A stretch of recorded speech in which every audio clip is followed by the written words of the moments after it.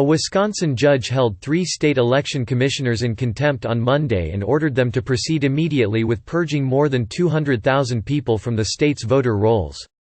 The ruling by Judge Paul V. Malloy of Ozark County Circuit Court doubled down on his finding last month that thousands of voters who are believed to have moved should have their registrations cancelled in Wisconsin, a narrowly divided state that has become a focal point of the 2020 presidential battle. The debate over whether voters should be purged from the rolls has become a proxy for the state's tense partisan divide, and the purge itself has yet to be carried out because of a deadlock between evenly split Democratic and Republican wings of the Wisconsin Elections Commission. 3 Republicans on the appointed 6-member commission want to remove the voters, while the 3 Democrats wanted to wait for an appellate court to weigh in.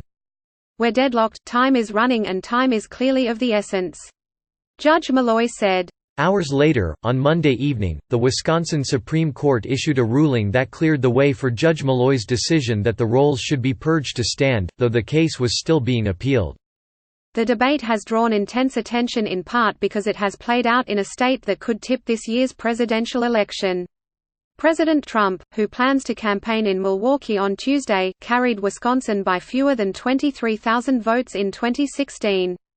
Conservatives said getting outdated information removed from the rolls was necessary to have clean registration lists and election integrity.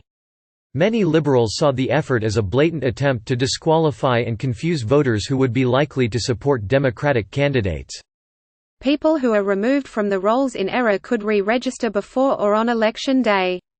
Judge Malloy's order, which includes a $250 per day fine for the 3 commissioners who voted against the purge, could set up a dramatic meeting on Tuesday of the Wisconsin Elections Commission.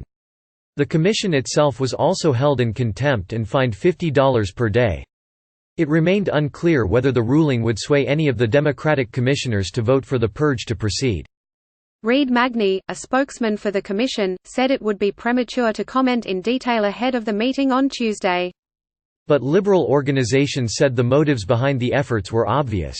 It's no secret that this voter purge would target Wisconsin's communities of color and young voters, the very people who are most energized to turn out in 2020 and win change for our neighborhoods.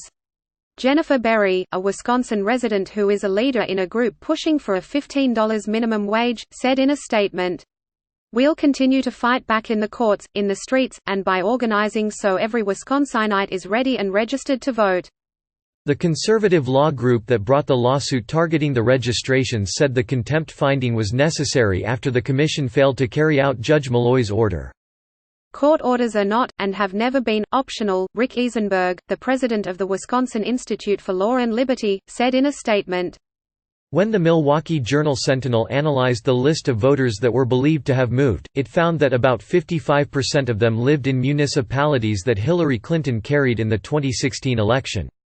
The highest concentrations were mostly in college towns and the state's 2 largest cities, Milwaukee and Madison.